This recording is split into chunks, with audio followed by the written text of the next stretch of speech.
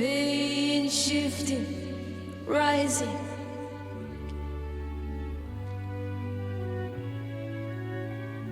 Sees my head in regret, there might not be another vision.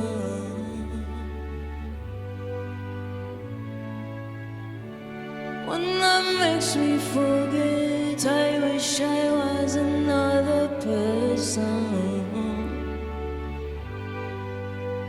And we still try every night to go make sense of it. Fighting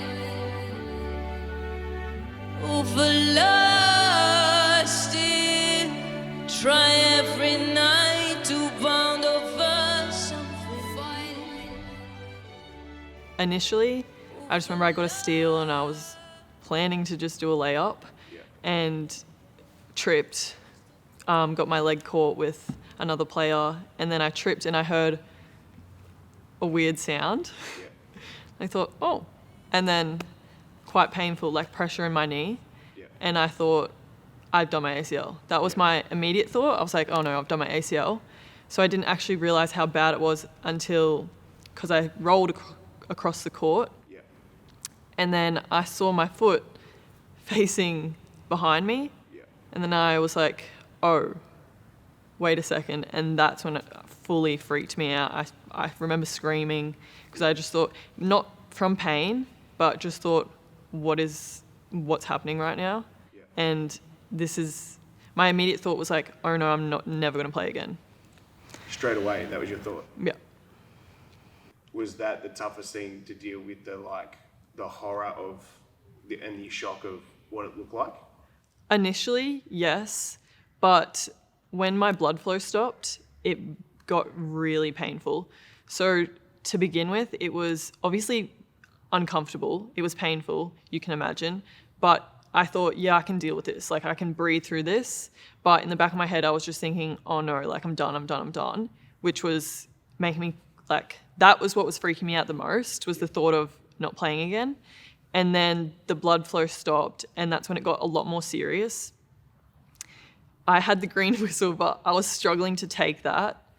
And then once I finally did, it didn't really do anything.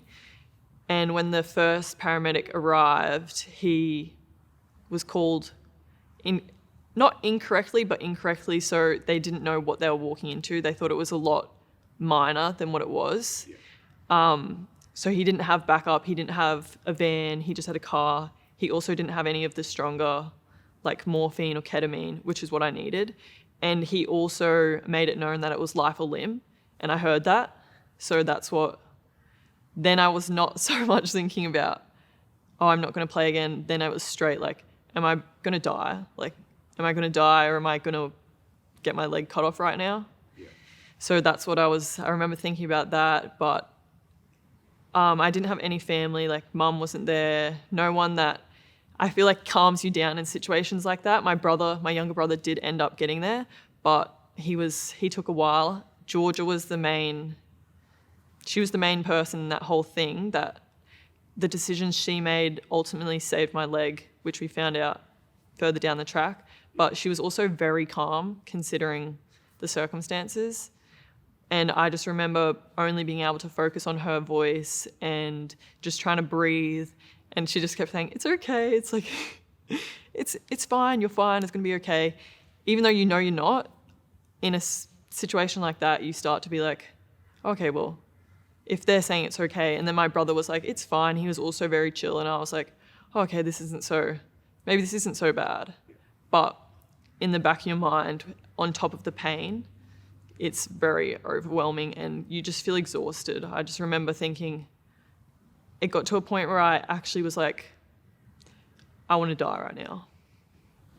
What decision did she make that helped save your leg? So moving it. My leg was, obviously the way it was snapped was just messed up. But because I was laying on my side, this was on the floor, like directly on the court, and she just wanted to move it and get towels underneath it because I think it was to do, I don't know, the medical side of things or why she thought, but it was like, so that wasn't pressure on that side.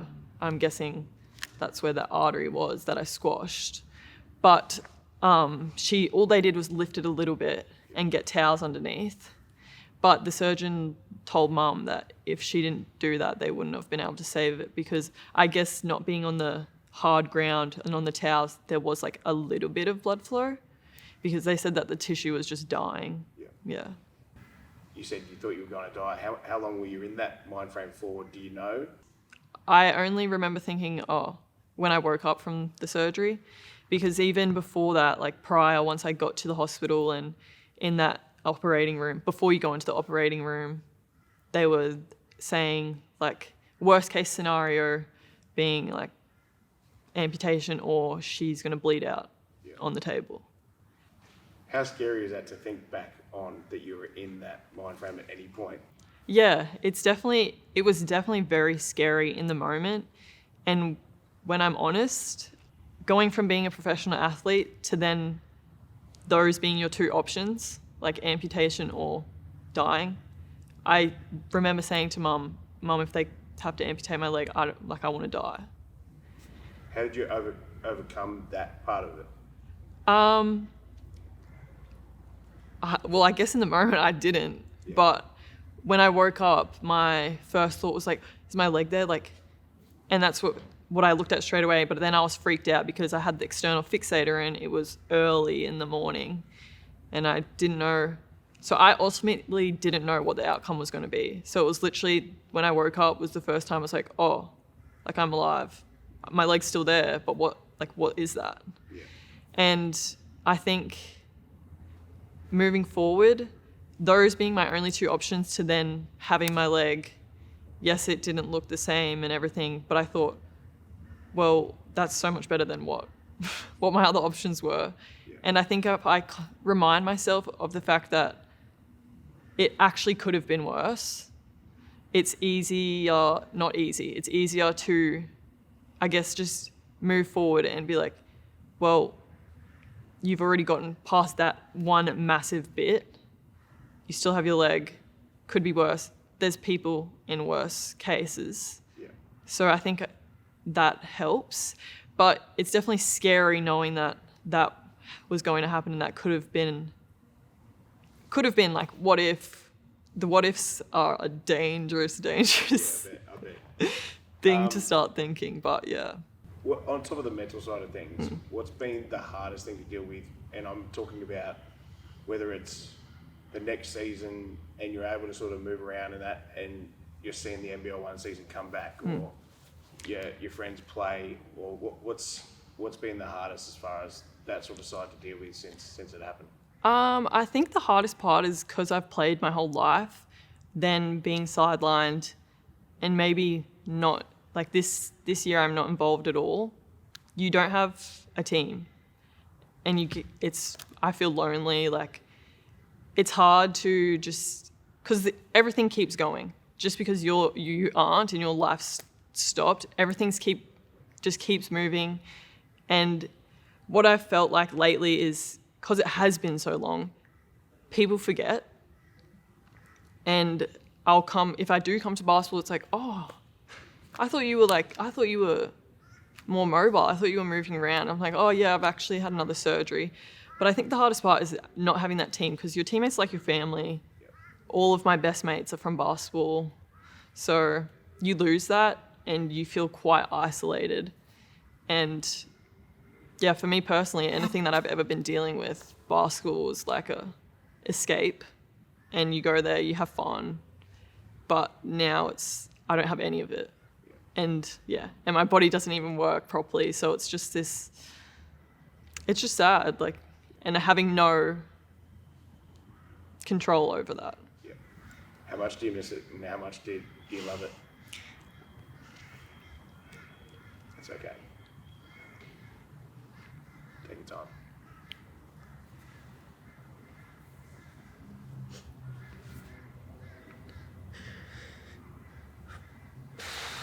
You're doing really well, by the way.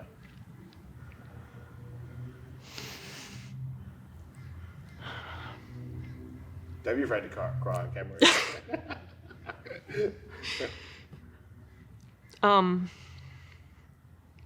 Well, I feel like people can tell how much I love it because I've not given up. And although, and I've said this before, it did bring the worst day and a lot of bad days. It's also been, basketball is also like been all of my best days. If my favorite memory from being younger, it's at basketball, or it's just got me through a lot.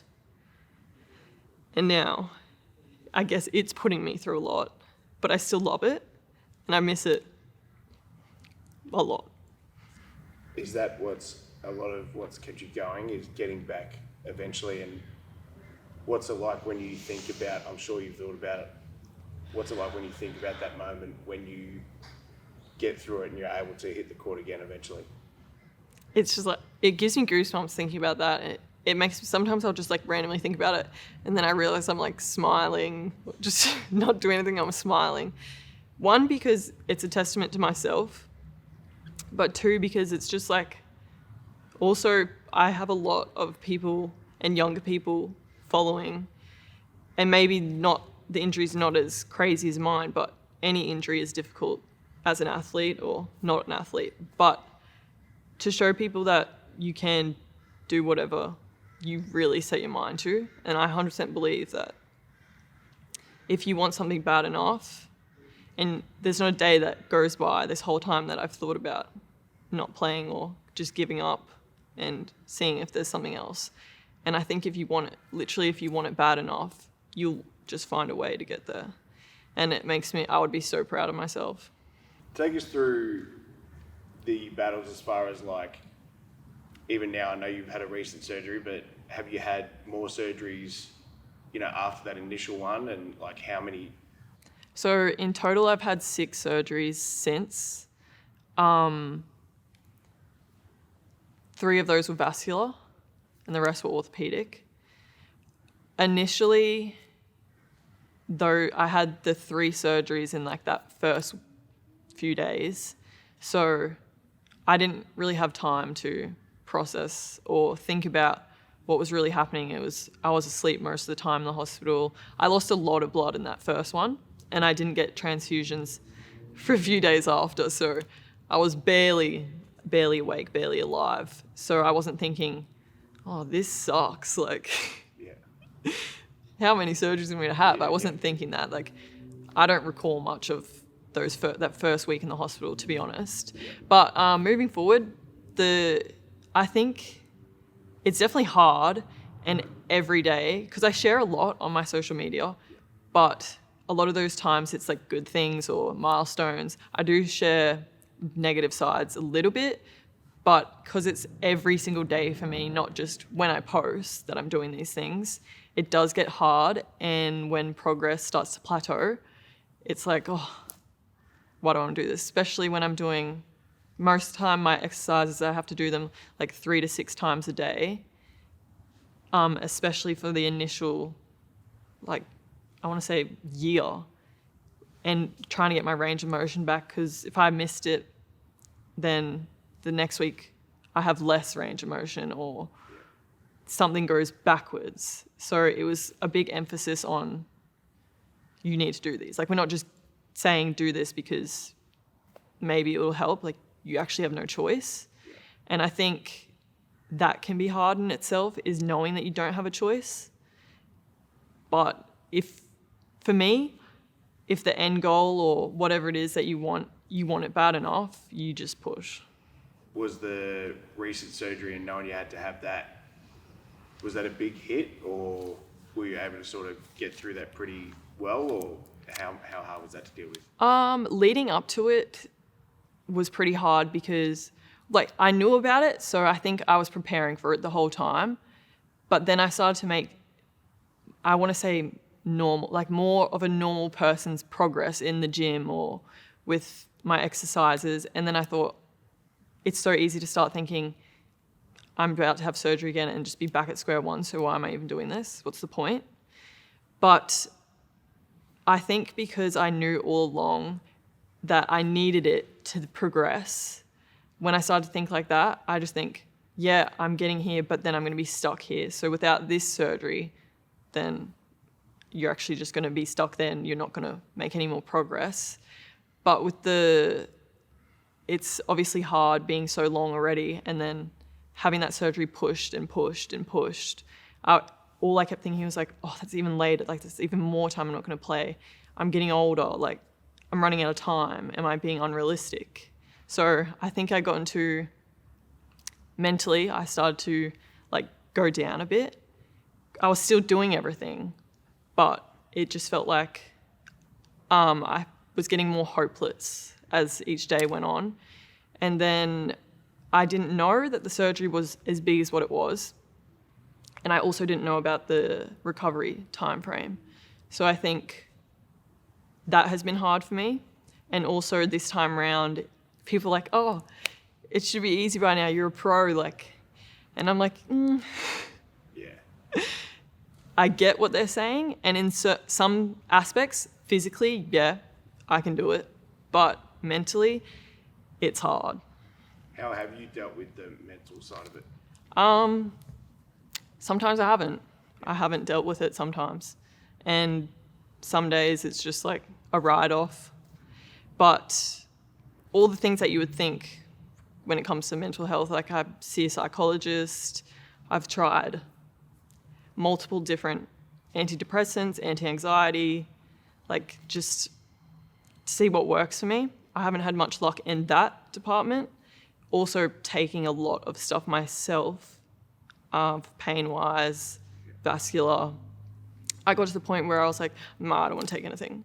I don't want to take anything anymore. Like, I feel sick all the time, because that was something else that started to deteriorate, was my actual health, my general health. I've had a lot of issues with that since as well.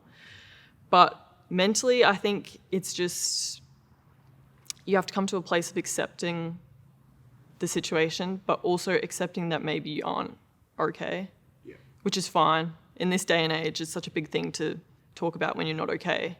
But it's still so like, it's hard to talk about it when you're not doing well, especially when it's been for so long. And I don't want to feel like a burden, or like, especially to the people around me, like my mum. I spend a lot of time with her because she's the one who's been there the whole time. I'm very conscious of being like this negative cloud, to the point where I'll just suppress it. And days I'm just like, I don't want to be here. Like, I don't want to get up. I don't want to be alive. And it's sad, but it just happens. Like, it just comes with something traumatic like that. And when you deal with PTSD, you easily get overwhelmed. And it's so much, I say that's the easy option. It's obviously not an easy option. And you're clearly going through stuff if you feel like you don't want to be alive. But for me to give in to that and give up it's just not something that I would do. Yeah. So I sometimes find that hard, knowing that I feel that way, but I also know that I would never stop. Like, I would never give up. And it's just like it's a battle with my brain and my body.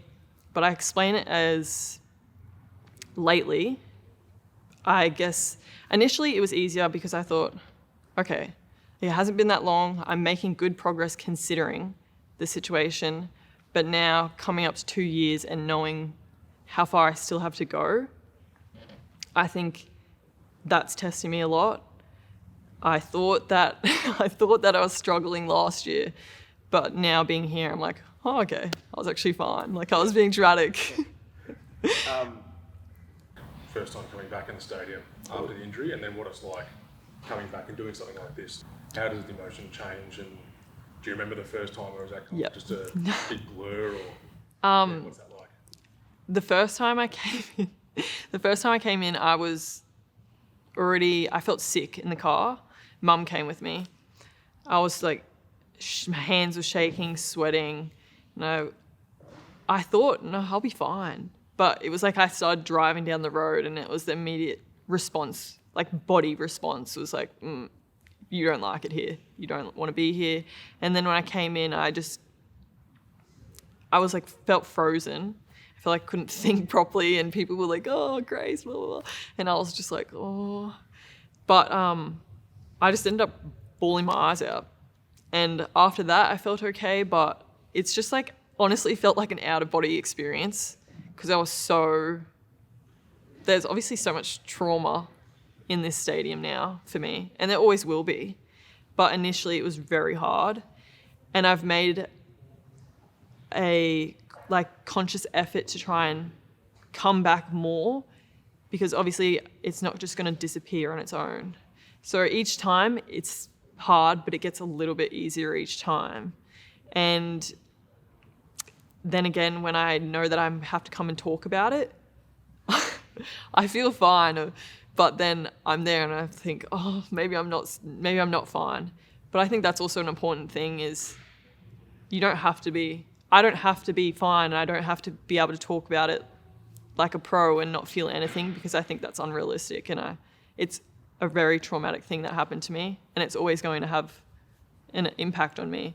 But being able to talk about it will get easier the more I do it, and I do want to be able to talk about it to have that impact on others and share. So it's hard, but day by day. Last question I'll ask. The support, once it happened, little things like the GoFundMe, but even when you look on, the NBL One post something in the comments, I'm sure your social media as well. What's that been like, and did it surprise you the amount of support you were able to sort of receive from the basketball community in general? So I probably still have message requests that I never got to see or that I missed because Rude. I know. Sorry, guys. No, I actually feel bad because I'll come across one and I'm like, oh my God. Because it's just people that I don't even know or I've never met, and it's just the most nicest message ever, and it's so uplifting, or a younger player who's looked up to me or whatever. But the support definitely did surprise me. I knew I would have support, but to the extent and how quickly was really unexpected, and I'm so grateful, and I'll forever be grateful for that. Still to this day, even when I post stuff, there's still a decent amount of comments or messages, people asking how it's going. People do care, because it's easy to, like I said before, life keeps going for everyone else, and you do feel isolated and you do feel lonely. And honestly, you do lose friends and people you thought would be there for you more or at all won't. And that's something else that you have to process. So I guess there's a lot to process and accept, but the support that I did receive and I have received and continue to receive will always be close to my heart, because sometimes on days where I'm no, there'll be a message or a comment, or I'll go through the comments and I'm oh, actually I have all these people are rooting for me, I can do it. You enjoy doing the coaching stuff, and then has part of it also that could be positive in a way, as far as when you're going through tough times, is sending a message to other people going through similar things, or regardless of what it is?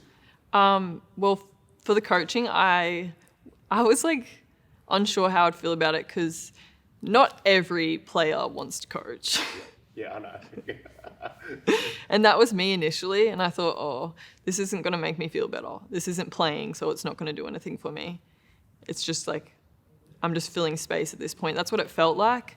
But then once I actually did it, I was with Sam, and she was really, she was the best. I got along with her really well, and she just made me feel very comfortable, because I was a little bit uncomfortable. I was oh, I don't do coaching, I don't know.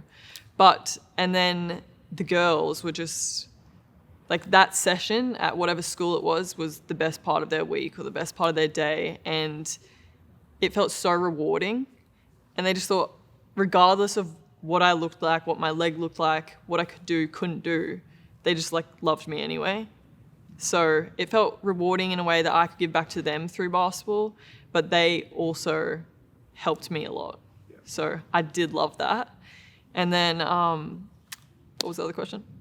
Is part of it that sort of, I know a lot of people that go through certain things when they're struggling, and being able to be a role model sort of thing, where you're sending a message to people going through similar things or whatever helps them through that. Has that been an important thing for you? Yeah. So I think I made the decision in hospital that I was going to share my story. Yeah. because it is different. It's quite unique. But I know I've had injuries before this, and I know that how like hard they can be and how isolating and just how quickly your mental health can deteriorate, especially when you feel like no one gets it or understands, so you can't relate to anyone. So I think me sharing was always going to have a good response in that regard, but it's been way bigger than what I like initially thought. And I've had so many messages or people just saying, oh, thanks for sharing. Like you have put my situation in perspective and I don't feel as bad, or like, if you can do it, I can do it. And that is just I think that's massive, because just because I can't have, I guess, the identity and stuff with basketball, I feel like I've lost that.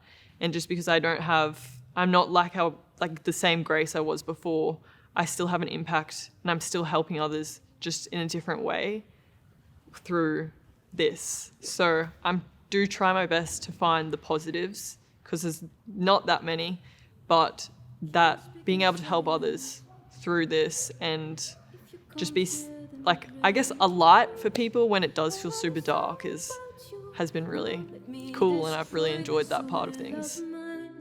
What are you saying? So you thinking now it's just my fate to write a song, but you late for other faces than just yours.